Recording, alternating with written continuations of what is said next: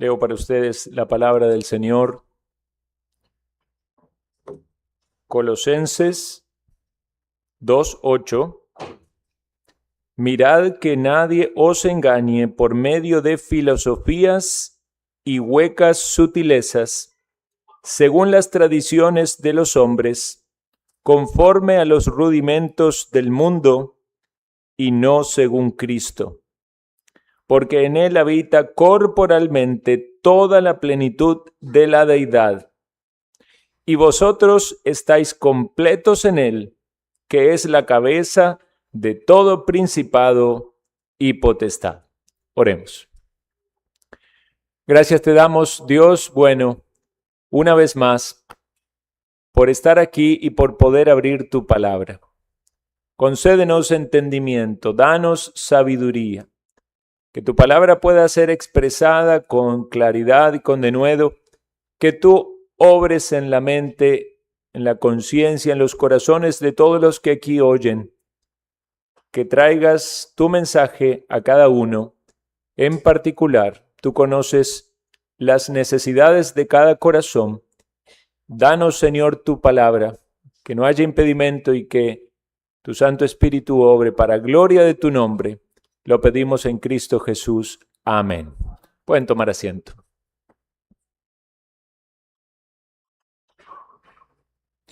Una historia bastante conocida de cómo atrapan monos en algunas regiones es que ponen algunos recipientes de vidrio con semillas adentro y cuando los monos llegan meten su mano para poder sacar las semillas y luego cuando intentan sacar la mano de ese frasco no pueden porque evidentemente el tamaño, la boca del frasco no se lo permite. Entonces dicen los que cuentan esta historia que el mono no quiere soltar la semilla, lo cual le permitiría sacar su mano, sino que permanece aferrado a la semilla y al no poder sacarla y está allí luchando y concentrado en eso, los cazadores pueden venir y saben que el mono no los va a atacar de manera eficiente. Entonces, esta es una manera sutil de poder atrapar a un animal, más allá de que algunos dicen que hay una cuestión más pedagógica que real en la práctica.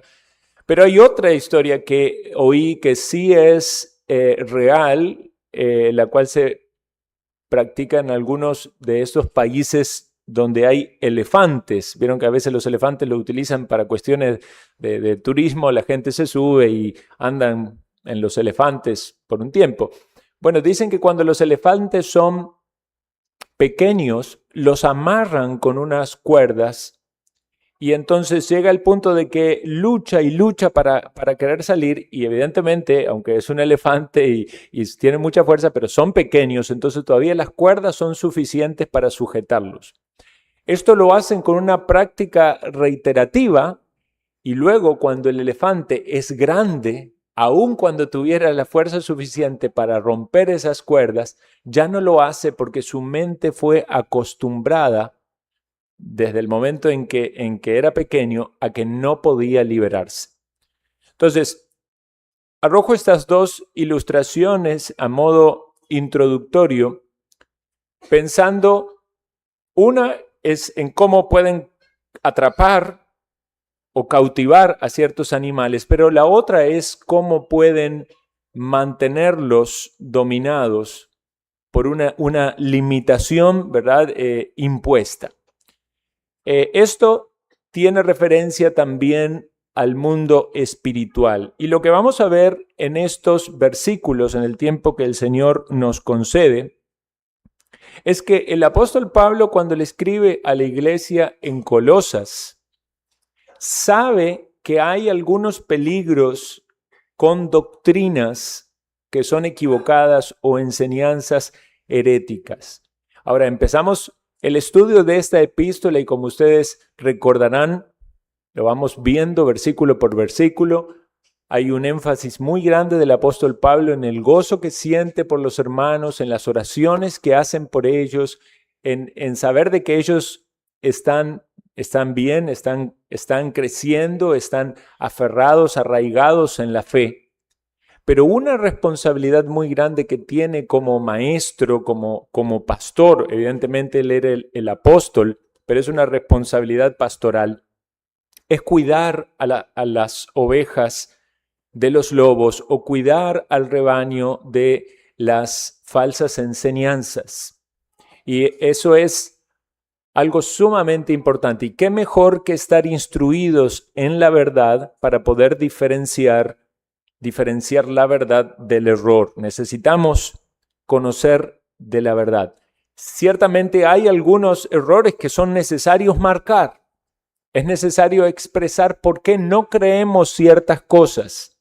Por qué, si bien hay otros grupos por allí en este momento reunidos que tienen sus prácticas, sus cultos, sus creencias, ¿por qué nosotros no estamos de acuerdo con ellos? Bueno, la respuesta está en que estamos aferrados a la verdad de la palabra de Dios. Y alguien puede decirme, bueno, pastor, pero cada uno tiene su verdad. Y eso es un entendimiento de la verdad relativo. Entonces nosotros decimos, la Escritura tiene una interpretación.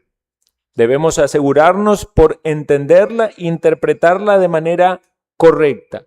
Si la interpretamos de manera correcta, luego podemos sacar aplicaciones y ciertamente hay aplicaciones variadas.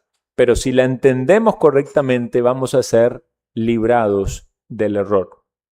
En estos 3 versículos, 8, 9 y 10 de este segundo capítulo de Colosenses, vemos que el tema son las filosofías y huecas sutilezas, es decir, estas enseñanzas del error, para lo cual tenemos las advertencias del apóstol Pablo acerca de las enseñanzas del error. Yo le pido que usted trate de poner toda su atención aquí, no se deje distraer, ¿verdad? Por nada, porque el Señor tiene para enseñarnos o para recordarnos verdades importantes de la palabra respecto de esto. Y tiene que ver con mi vida y con su vida, porque estamos rodeados de enseñanzas del error. Algunos de ustedes incluso pueden decir que hasta hace no mucho tiempo estaban en iglesias o estaban cercanos a grupos donde había enseñanzas que eran equivocadas o que eran heréticas. Entonces, no estamos hablando de algo que solo se limita al primer siglo de los primeros cristianos, a la época apostólica. Es algo que ha acontecido a lo largo de toda la historia del cristianismo. Y ya el apóstol advertía que iban a venir falsos maestros, que iba a haber enseñanza equivocada.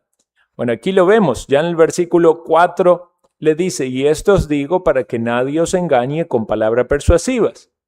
Para que haya un engaño de ese modo, hay personas que están usando esas palabras persuasivas y están transmitiendo un mensaje que es equivocado, que es herético, que tiene error y está siendo un instrumento del enemigo para desviar a las personas de la verdad. Por eso el apóstol está preocupado. Dice, ustedes son una iglesia que está aferrada en la fe en Cristo, pero presten atención, tengan cuidado.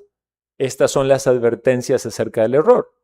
Nosotros como iglesia también debemos tener en cuenta estas advertencias y usted a nivel personal, individual, también debe tener en cuenta estas advertencias.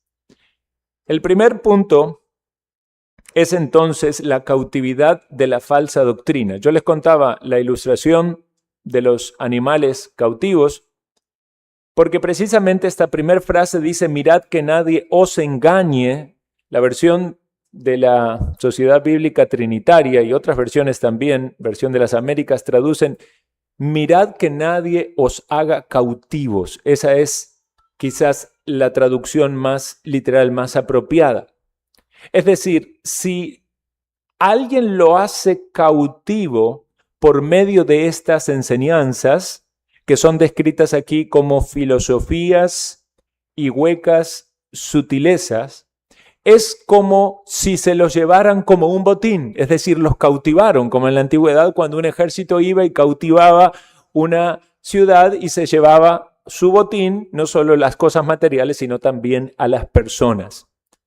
Porque el propósito de eso es esclavizarlos. Entonces, no se dejen esclavizar o cautivar por las enseñanzas que aquí se ponen en relieve. El apóstol Pablo usa esta expresión también respecto del judaísmo antiguo.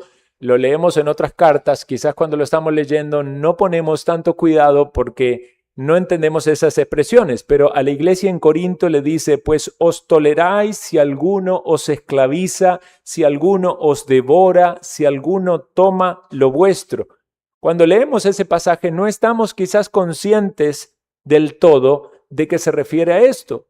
¿Cómo es que los esclavizan? ¿Está hablando de la esclavitud física? ¿Esa es lo que dice? ¿O tiene que ver con algo más? No podía ser interpretado como una esclavitud física, porque si no, ¿cómo interpretaríamos la siguiente frase? Si alguno os devora, que era que se los comía, era canibalismo. Está hablando evidentemente de algo espiritual. Si lo esclaviza por medio del error, si los devora por medio de este engaño, o si toman lo vuestro, piensen si esto no tiene tanta relación con lo que muchas iglesias hacen hoy en día. Toman lo vuestro, les sacan lo que tienen por medio de las falsas doctrinas, las enseñanzas del error. Vean, vivimos en una época donde el número más grande o el porcentaje más grande de aquellos que se dicen cristianos van a estas famosas iglesias de la prosperidad. Y alguien puede decir, pastor, pero usted habla mucho y critica mucho a otras iglesias. Ven, hay cosas que son necesarias de criticar. Es necesario discriminar en el buen sentido de la palabra, es decir, poner en relieve aquello que es malo, que como usted lo hace, digamos, cuando consume alimentos, si usted algo sabe que es malo para su salud, usted lo discrimina, dice esto no, me hace mal. Si usted tiene que discriminar correctamente el alimento espiritual, debe decir eso es falso, eso es malo. Estas iglesias generalmente multitudinarias seducen a las personas con lo que ellos necesitan. Necesitan salud, le ofrecen salud. Necesitan dinero, le ofrecen dinero. Les hablan de que si dan, entonces van a recibir más a cambio, como si fuera una cuestión de inversión, ¿verdad? Usted da y entonces Dios obligatoriamente le va a retribuir muchas veces más. Y juegan un poco con las medias verdades, porque ciertamente Dios es fiel y ciertamente Dios puede recompensar mucho más allá de lo que uno le dé, pero no es ese el centro del evangelio y distorsionan la doctrina. Entonces, cuando hablamos de estos engaños, de estas sutilezas, de estas habilidades para seducir a la gente, para luego mantenerlas esclavizadas, ciertamente lo que leemos aquí, aunque se refería en aquel entonces a doctrinas particulares, aplica para nuestro entorno o nuestras circunstancias presentes, lo contemporáneo. Entonces, vemos aquí lo que estas falsas doctrinas hacen. Cientos, miles, quizás millones de personas en este mundo esclavizadas, cegadas, hasta el punto tal de que alguien lo ve de afuera y dice, pero ¿usted qué hace en esa iglesia? ¿No se da cuenta que ese que dice ser apóstol es un falso apóstol? Que se enriquecen a costa de las ofrendas de las personas para luego comprarse su avión privado o tener sus lujos, sus carros de lujo. Bueno, ciertamente muchos están engañados, muchos están seducidos y en algunos casos es claramente por un interés material y en otros casos es por una búsqueda de sabiduría, por un intelectualismo aparente. Cuando aquí vemos filosofías y huecas sutileza, esto se basa en especulaciones vanas, curiosas, aunque tiene una apariencia de sabiduría. Podríamos pensar en un origen pagano, porque Pablo está escribiendo a la iglesia en Colosas, pero ciertamente encontramos palabras o frases más adelante que nos sugieren un origen judío. Noten las frases siguientes.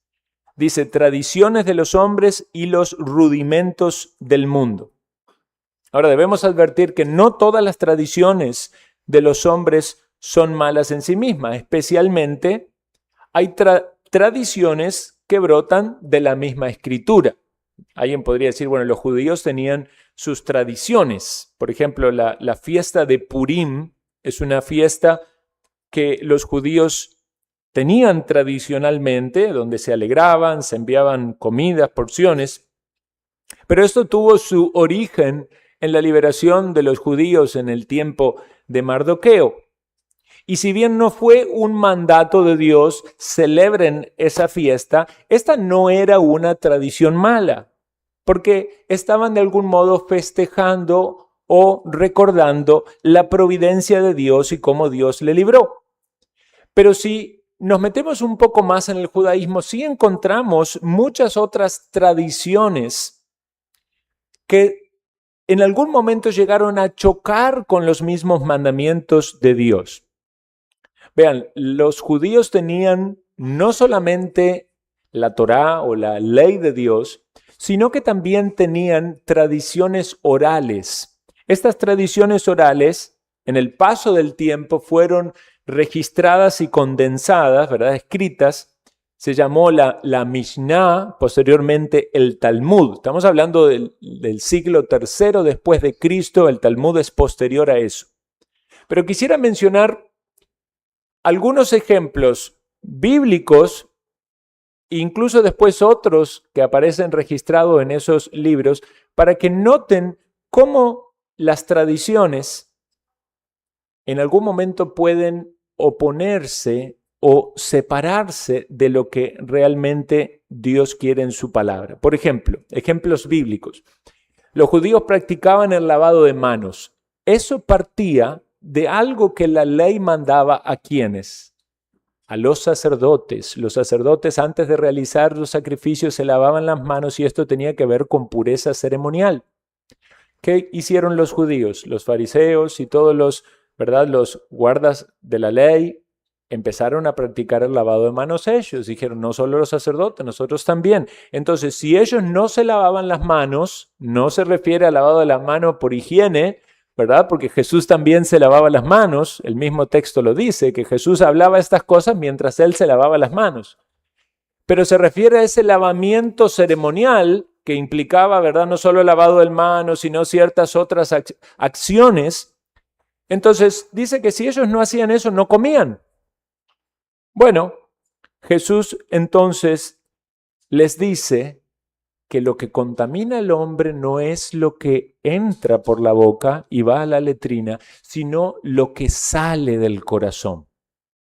Una vez más, Jesús no estaba en contra de la higiene de las manos antes de comer. Estaba diciendo, no hagan que por su tradición se enfoquen en cuestiones externas y minimicen lo interno, que es lo más importante.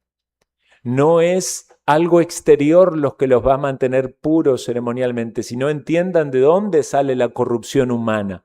Ustedes, como muchas personas, pueden ir en este día a la iglesia y algunos se van a sentir más limpios porque cumplieron con su ceremonialismo. Pero la pregunta es, ¿qué es lo que hay en su corazón? ¿Es consciente usted de su pecaminosidad interior como estudiábamos en el catecismo en la mañana? ¿Es consciente de la ira de Dios sobre el pecador impenitente? Vean otro ejemplo.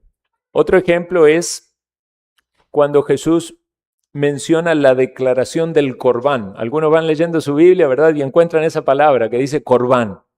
¿Qué es esto? El corbán era un voto con el cual una persona decía o declaraba que sus bienes materiales iban a ser en ofrenda consagrada a Dios. Ahora vean que la tradición quizás no era mala en sí mismo. Es como que usted dispone de lo que gana, decir voy a dar esta parte en ofrenda a Dios. No está mal, entendemos que debemos reconocer a Dios con nuestros bienes. Sin embargo, ¿qué hacían los judíos? Decían, Todos estos recursos que tengo es corbán, es decir, es para Dios. Y entonces de repente había un necesitado y no lo daban, no lo ayudaban porque supuestamente habían separado eso en ofrenda. Incluso peor, podía ser el padre o la madre el necesitado y se justificaban en no ayudarles porque decían que estaba consagrado a Dios. Y entonces Jesús les dice, invalidan un mandamiento que es honra a tu padre y a tu madre, porque si un padre y madre no tiene cómo sostenerse, los hijos deben proveer para ellos. Pero entonces esos hijos, para no proveer para ellos, decían, no, esto es consagrado a Dios, esto es corbán. Vean cómo las tradiciones pueden pisar los mandamientos y Jesús fue directamente en contra de esto. Las restricciones extremas que había en cuanto al Shabbat. Sabemos que el Shabbat o el sábado, el día de reposo judío, era un día en el cual no se debía trabajar. Era un día en el que se cesaban las actividades, como dice el cuarto mandamiento, para dedicarlo a Dios. Pero sin embargo, ustedes recordarán que los discípulos tuvieron hambre en el día de reposo y mientras caminaban por un campo espigaron. Esta acción de espigar era uno de los 39 trabajos que estaban prohibidos según los judíos. Entonces no podían espigar porque espigar era un trabajo. Pero Jesús, ¿qué hizo? Defendió a los discípulos y les dijo que ellos podían hacerlo. En otras palabras, no lo dijo así, pero dijo que el día de reposo no había sido hecho como una forma de esclavizar al hombre, sino al contrario, para beneficio del hombre, para que se goce de Dios, para que adore a Dios. Pero allí había una situación de misericordia y de necesidad. Por eso los judíos se enojaban cuando Jesús sanaba a alguien, porque estaba actuando, trabajando como un sanador, como un médico. Y Jesús lo hacía. ¿Por qué? Porque era más importante aplicar la misericordia para liberar a aquellos que estaban en esa opresión.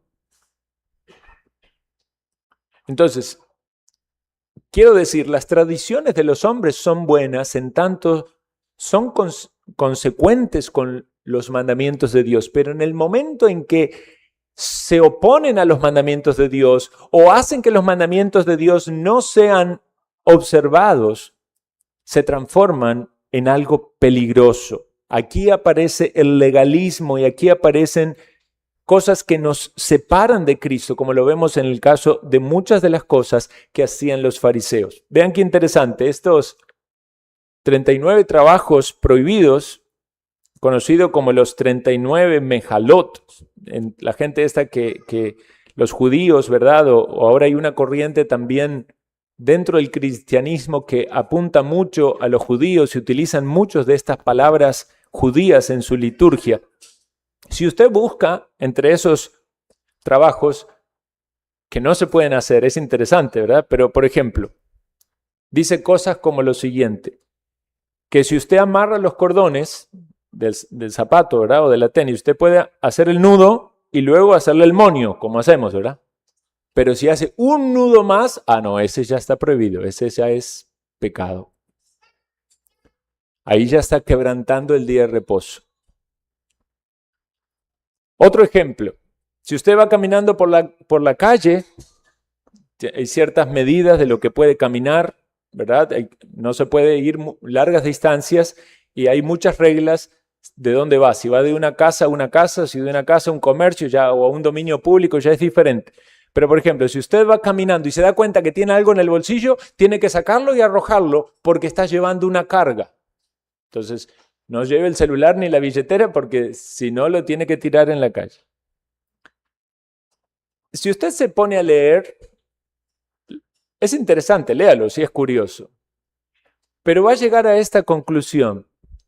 ¿Cómo puede ser que partiendo de la ley de Dios, de algo que es bueno, por causa de las tradiciones de los hombres, por causa de una interpretación que no está centrada en Cristo, porque recordemos que ellos rechazan a Cristo. Entonces rechazan lo que Cristo dijo del día de reposo.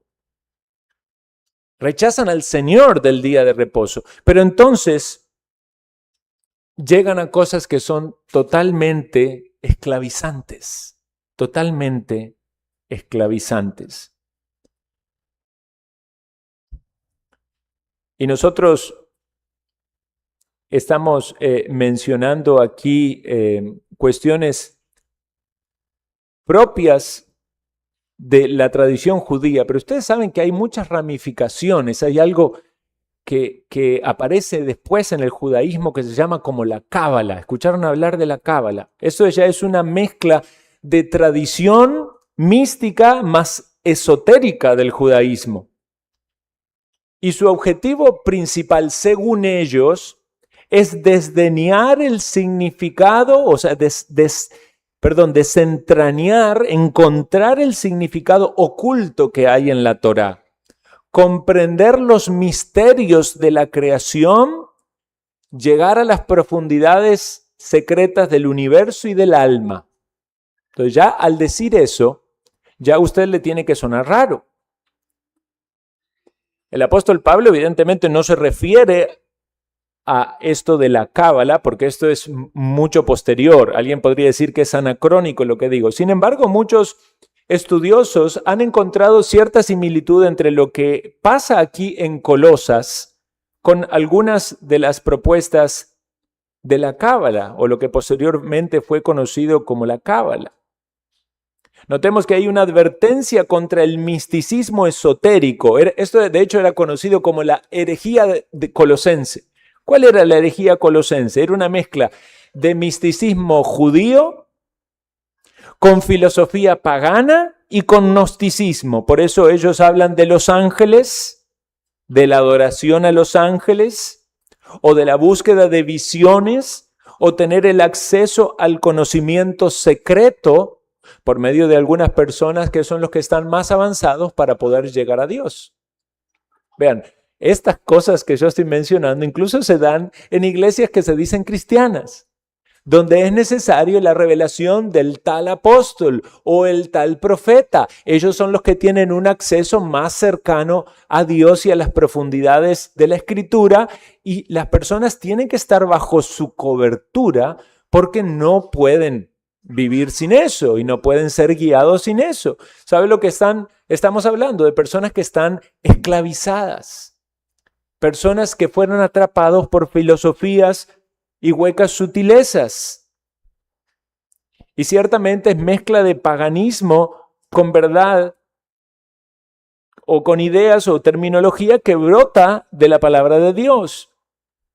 Cuando la gente empieza a buscar en revelaciones ocultas, más allá de la sencillez de las escrituras, está entrando en un camino peligroso y son presas de los falsos maestros que están buscando gente a quien engañar.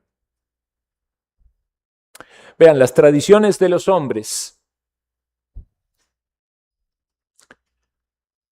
Como dijimos, esto es repetición oral de ciertas interpretaciones o enseñanzas, pero que muchas veces pueden alejar a las personas de la verdad y de la práctica piadosa. Y los rudimentos del mundo. Esta frase en la Biblia también aparece en otros lugares, tiene que ver con principios elementales. Es decir, puede usarse en un sentido que no sea negativo, ¿verdad? Rudimentos del mundo no necesariamente significa cosas que son pecaminosas, son como las primeras lecciones o los primeros pasos, puede ser en un sentido bueno o en un sentido malo. Aquí, según algunos estudiosos, apunta a las leyes ceremoniales judías que cumplían su propósito en el tiempo de Dios, el pacto de Dios con su pueblo. Pero evidentemente es algo transitorio, algo temporal y algo que tiene poco valor a la luz de lo más importante. Es decir, no son satisfactorias por naturaleza, porque pronto van a desaparecer y van a dar paso a un sistema mejor. Esta es la razón por la cual nosotros, hermanos, no observamos las leyes ceremoniales judías. Pero usted va a encontrarse y va a toparse con mucha gente hoy que observa las leyes ceremoniales judías, que festeja las fiestas como festejaban los judíos, que come la comida que se permite comer y rechaza la que no se permite comer para el sistema judío porque lo toma como tal. Y eso es parte en su sistema, incluso de un andar ordenado delante de Dios y en algunos casos extremadamente herético como necesario para la salvación. Entonces es necesario que el apóstol haga aquí una refutación de estas filosofías, de estas sutilezas, de estas tradiciones según los hombres y estos rudimentos del mundo. Y una refutación general a todas las corrupciones que aquí son mencionadas sería esta. Si usted necesita agregarle algo a Cristo, esa religión es falsa. Si usted necesita agregarle algo a Cristo, a lo que Él es para su salvación, a lo que Él enseñó para que el hombre esté en paz con Dios, esa religión es falsa. Notemos cómo las religiones enfatizan en una salvación por obras. Aún aquellos que sostienen que Cristo es el Salvador van a decir, Cristo sí, Cristo es el Salvador, pero usted debe hacer esto. Usted debe ser de la iglesia, usted debe hacer tal o cual obra. Usted tiene que, si usted no cumple con los sacramentos, si usted no cumple con los pasos, entonces usted no tiene la salvación. Y alguien podría decir aquí, pero pastor, aquí también hay tradiciones. Aquí también ustedes también tienen reglas. Y debemos expresar esto con claridad para que uno no caiga en decir que profesa una cosa y luego no la aplica por la otra.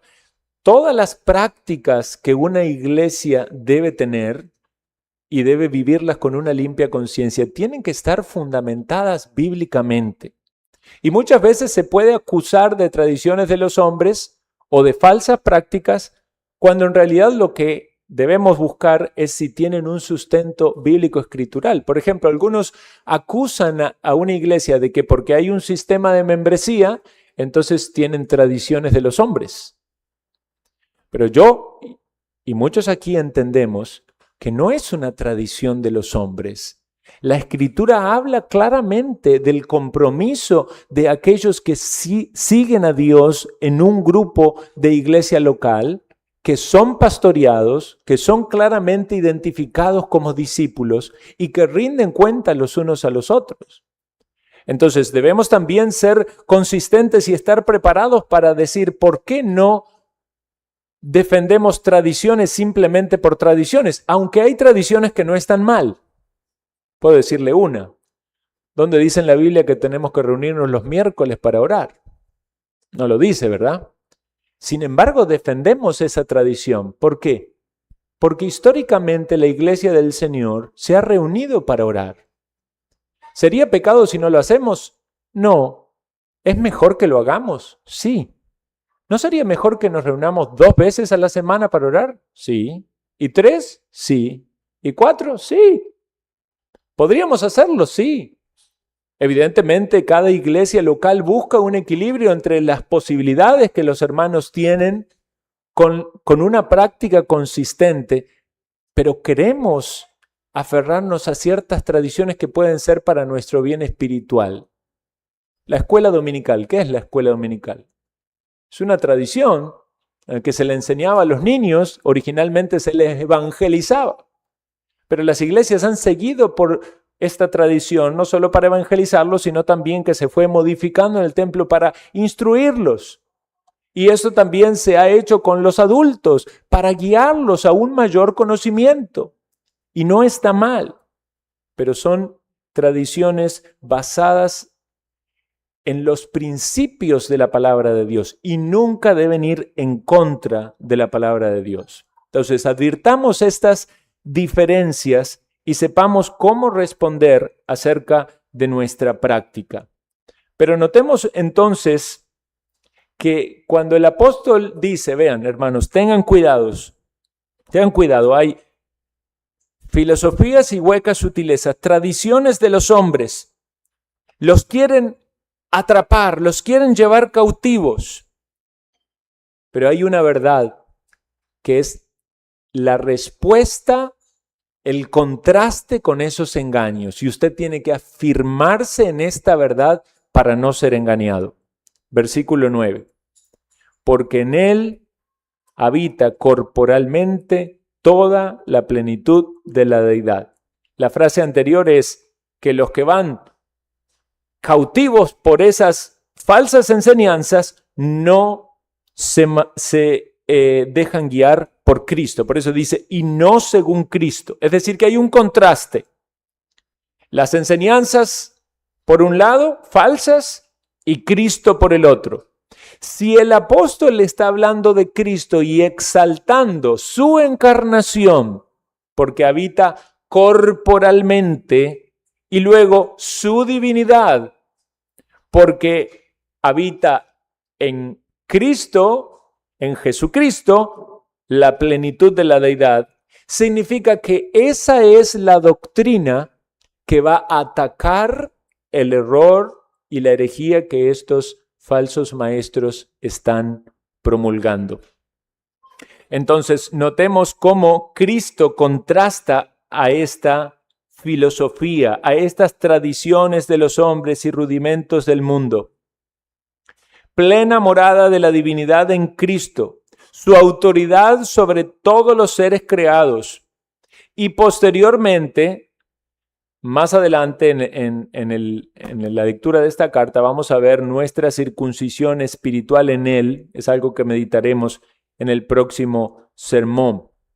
Pero el creyente no necesita buscar en secretos filosóficos o sabiduría oculta o conseguir intermediarios espirituales para alcanzar la salvación o la iluminación. El pastor John Gill dice lo siguiente: lo que Cristo enseñó y prescribió, las doctrinas y los mandamientos de Cristo, los tesoros de la sabiduría y de conocimiento, todo está en él. Y por lo tanto, toda la filosofía vana, engañosa, las tradiciones humanas, los rudimentos mundanos deben ser rechazados. Cristo y su evangelio, la revelación que él hizo, son el estándar de doctrina y de culto. Solo a él se le debe escuchar y atender. Todo lo contrario debe ser rechazado. Por eso es tan importante que ahondemos en la verdad. Como alguien dijo, el cajero del banco que es entrenado con billetes verdaderos, cuando le dan uno que es falso, se da cuenta porque tiene sus dedos acostumbrados al papel del verdadero. Si nosotros estamos constantemente oyendo de la doctrina de Cristo y quién es Él, vamos a darnos cuenta cuando algo de la doctrina es falso y distorsiona la persona de Cristo. Vean, dice la Escritura, en Él habita. La divinidad mora en el Cristo hombre. Eso es como entender lo que pasaba en el tabernáculo. Era una tienda en un sentido común exteriormente, pero Dios habitaba en ese tabernáculo. Bueno, dice la Escritura que en Jesucristo habita corporalmente la plenitud de la deidad. Esta es la idea. Dios se hizo hombre, habitó entre nosotros. Este hombre de Belén es verdadero hombre y es verdadero Dios. Y es por medio de él que hay redención. Si alguien no conoce a Cristo como quien Él es, como hijo de Dios encarnado, como un hombre real, como Dios real, entonces debemos advertir que esta persona tiene un serio problema para su salvación. Porque ese Cristo, tal como es revelado en las Escrituras, es el camino al Padre, no otro distorsionado.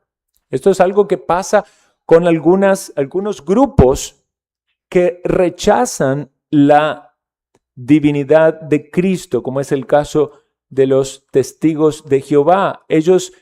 A estas personas, con amor debemos desafiarlos a que entiendan la persona de Cristo, que lean en la Escritura y vean que verdaderamente Él es Dios, porque solamente Él, como Dios y hombre, puede efectuar la reconciliación. Y para estos hermanos en Colosas era muy importante que entendieran que Cristo era verdaderamente hombre, verdaderamente Dios. Porque si no, entonces ponían a Cristo en competencia con otros ángeles allí. Y otros ángeles también eran necesarios, importantes para esta obra de salvación. Entonces llegamos, hermanos, a nuestro tercer punto. Y el punto es la suficiencia de Cristo. En primer lugar, vemos las filosofías y huecas sutilezas. En segundo lugar, vemos la divinidad de Cristo, que es la respuesta a esas filosofías y huecas sutileces, y en tercer lugar, la suficiencia de Cristo. Por eso dice la Escritura, nosotros estamos completos en Cristo, lo dice del siguiente modo, y vosotros estáis completos en Él, que es la cabeza de todo principado y autoridad. Hermanos, si usted es un verdadero creyente, si usted ha entendido lo que Cristo hizo en la cruz, cargando el pecado, sufriendo en su lugar, se ha arrepentido de sus pecados y ha puesto la fe en Él, usted puede entender lo que Dios dice por su palabra. Usted está completo en Él, sin necesidad.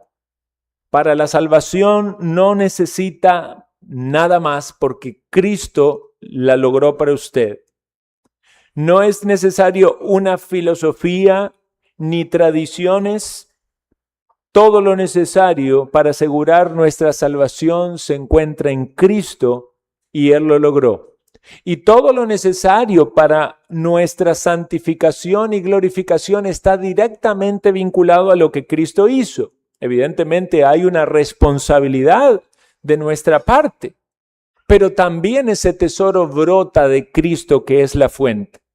La sabiduría para guiarnos, la expiación que logró por el pecado, el mérito por el cual un pecador puede ser justificado, todo viene de Cristo. La gracia necesaria para sostenernos en esta vida, en medio de las pruebas, en los deberes cotidianos, todo está en Cristo.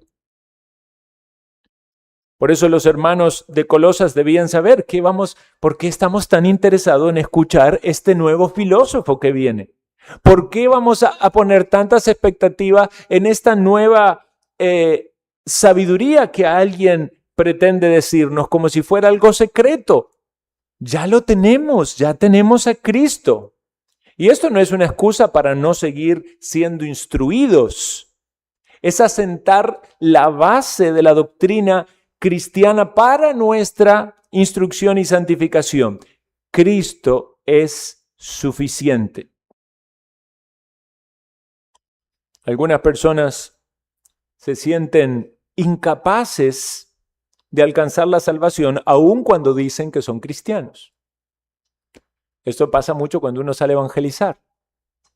Dicen creer en Cristo, pero cuando uno empieza a hablar de cómo ellos pueden llegar al cielo, ellos piensan que además tienen que hacer obras y aún se sienten que sus obras no le alcanzan. Entonces estarían deseosos de algo más para lograr la salvación. ¿Se dan cuenta de lo que están haciendo? Están ya dejando de lado a Cristo. Cristo no es suficiente. Incluso los méritos, algunos ponen la confianza en los méritos de los santos, como si los méritos del Redentor no hubiesen sido suficiente. Ustedes saben que la teología católica, ellos hablan del tesoro de los méritos. No sé cuánto escucharon hablar del tesoro de los méritos, pero lo que dicen es que como Jesús hizo muchos méritos para la salvación y también María, a veces hablan de Jesús y de María como que los dos fueran sin pecados, pero también hay muchos santos que hacen muchos méritos para la salvación. Entonces, como les sobran méritos, esos se acumulan en un tesoro que puede ayudar a aquellas personas que no le alcanza. Es como una alcancía, ¿verdad? Entonces están los que pagaron y les sobró plata, entonces les ponen la alcancía y si a usted no le alcanza para salvarse, recurre a los méritos de otro. Hermanos, esto está basado en el error. Son filosofías y huecas sutilezas que no brotan de la Escritura. Vea lo que dice la Escritura. El hombre no es justificado por las obras de la ley, sino por la fe de Jesucristo. Nosotros también hemos creído en Jesucristo para ser justificados por la fe de Cristo y no por las obras de la ley. Y escuchen, por cuanto por las obras de la ley nadie será justificado. Los únicos méritos válidos para la salvación son los de Cristo y se recibe por la fe. La vida eterna y el perdón de pecados no se basa en ningún mérito ni de María, ni de los santos, ni los que usted puede lograr.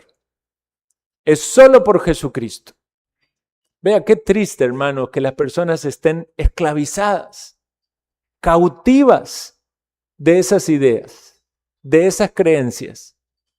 Yo veía ahora, hemos visto, seguramente usted también ha visto muchas historias de esta gente que ha sido rescatada del terremoto. Y uno se conmueve, ¿verdad? Por personas que se salvó, que no murió, ¿verdad? Y que Dios en su misericordia le concede que sigan viviendo. Y me impresionó un padre que estaba todo acongojado, ¿verdad? Dice, yo tenía mucha fe en Dios y vine corriendo para ver si mi hijo había sobrevivido y yo clamaba y ahí lo encontré, dice, y no le había pasado nada y gracias a Dios y a la Virgen. Y luego siguió hablando y dice, porque nosotros somos muy devotos de la Virgen y es por ella que mi hijo se salvó y le dio toda la gloria a la Virgen. Vea, ¿de qué servía mencionar primero a Dios si luego lo que dice no es suficiente? Es necesaria la Virgen. Y claro, la Virgen suma a lo que Dios puede hacer. ¿Será que Dios no es omnipotente? ¿O la Virgen tiene poderes divinos? Porque Dios no tenía poder para salvarlo. Entonces vean cómo estas cosas cautivan a las personas y las tienen allí atrapadas en el error. ¿Qué necesita saber ese hombre? ¿Qué necesitamos recordar y saber nosotros? Cristo es suficiente. Dios es poderoso para salvar. Vean, los santos, por más santos que sean, no tienen ninguna injerencia en la obra de la salvación de nadie. Solamente Cristo es el camino. La Escritura nos dice, por boca del mismo Jesús, yo soy el camino, la verdad y la vida. Jesús nos dijo, yo soy el camino, también mi mamá y también todos los santos que van a hacer cosas para aquellos de ustedes que no pueden hacer lo suficiente. No, hay un Dios y hay un mediador, es Jesucristo hombre.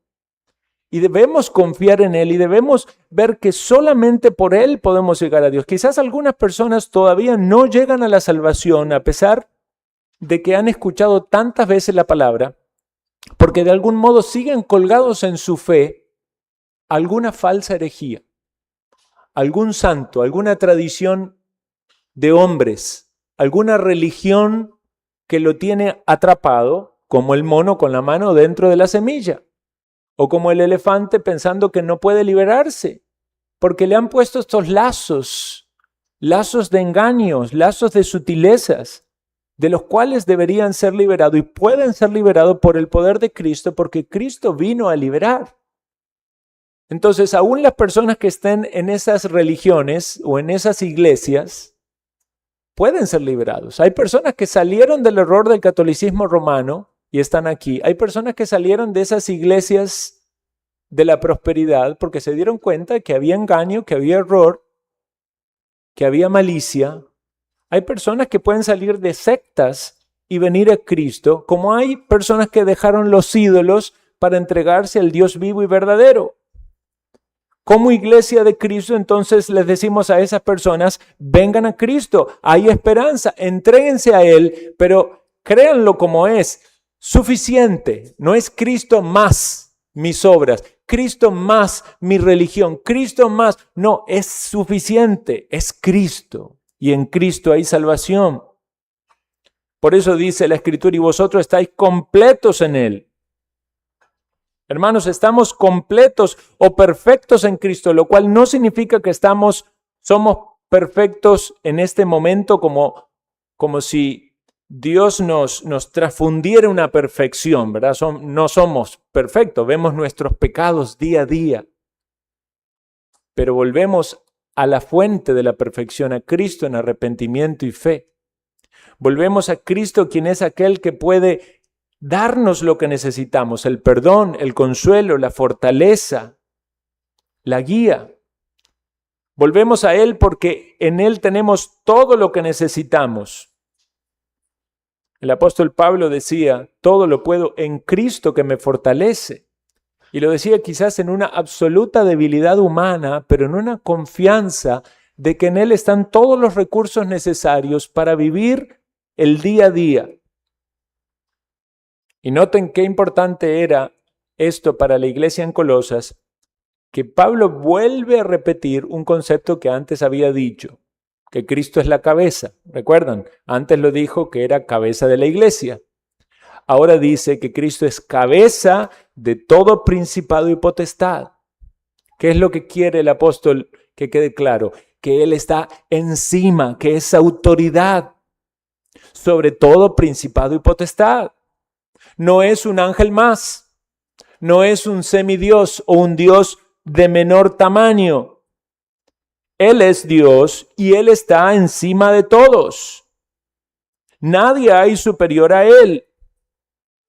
Si Cristo es suficiente, porque Él es Dios, porque Él está por encima de todos, no necesito a los ángeles para mi salvación. Ciertamente los ángeles cumplen un rol en el plan redentor. Dice que son espíritus ministradores enviados en favor de aquellos que son herederos de la vida eterna. Pero usted no tiene que andar buscando ángeles. Gente que busca contacto con ángeles y más bien son engañados. Hasta pueden estar teniendo contacto con ángeles caídos que se visten como ángeles de luz, pero más bien los llevan a cosas ocultas. Hay que rechazar todo eso, todo ese esoterismo, todas esas búsquedas secretas. Vamos a Cristo, confiamos en Él, oramos a Dios el Padre por medio de Jesucristo, dependemos del Espíritu Santo, pero vean, los ojos del ser humano no pueden estar en Dios Padre porque Dios es Espíritu y no lo vemos. No pueden estar en el Espíritu porque es evidente, ¿verdad? Es el Espíritu. Pero nuestros ojos están en un hombre. No sabemos cómo es Jesús. Pero sabemos que Dios se encarnó y tomó cuerpo humano. No pensamos en Jesús con una imagen, porque todas estas imágenes que hay de Jesús seguramente son imágenes falsas. No hay ninguna imagen real de Jesús. Y además, porque Jesús es hombre y es Dios, entonces tampoco puede ser representado. Pero nuestros ojos, por la fe, van a la faz de Jesucristo, al rostro de Jesucristo, entendiendo de que este Dios hombre hizo por nosotros lo que nadie podía hacer para nuestra salvación, y entendiendo de que Él es nuestro Señor, nuestro Maestro, y en Él estamos completos. ¿Entiende usted que en Cristo tiene todo lo que necesita?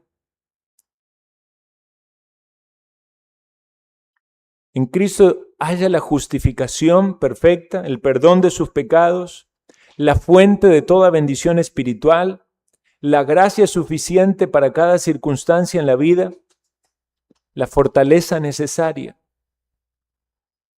La mayoría de nuestras necesidades, tenemos sí ciertamente necesidades materiales o físicas, o emocionales. Pero la mayoría de esas necesidades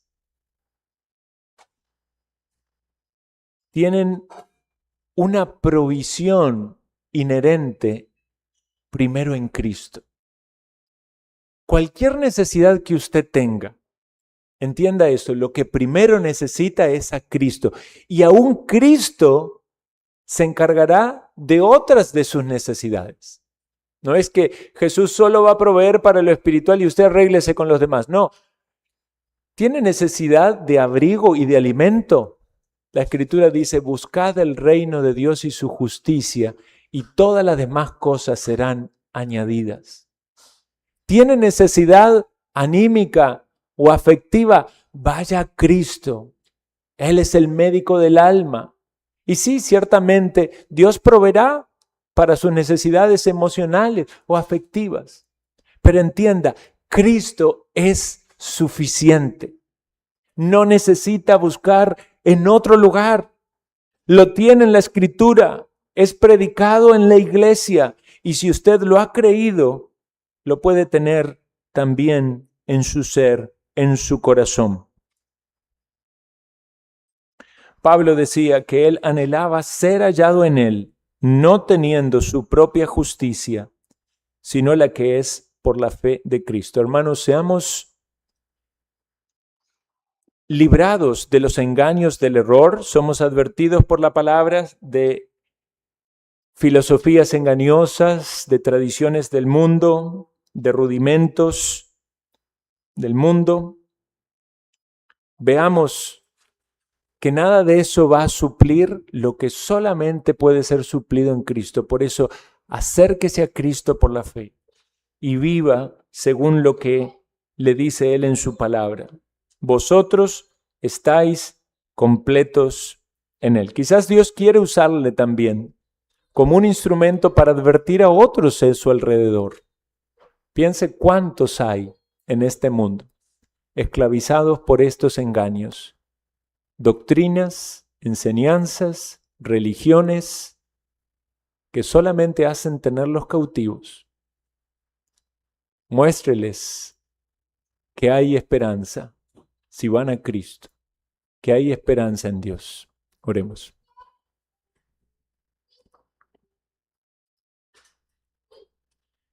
Gracias, Señor, por la advertencia que tenemos en tu palabra acerca de estos peligros.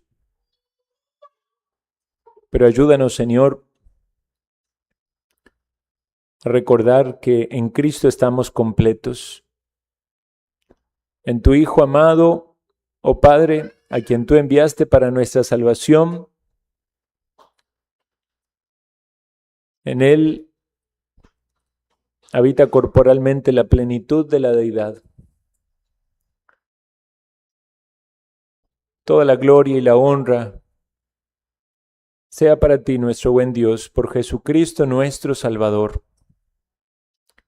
Líbranos, Señor, de pensar que necesitamos algo más y ayúdanos a llevar a otros al conocimiento de la verdad.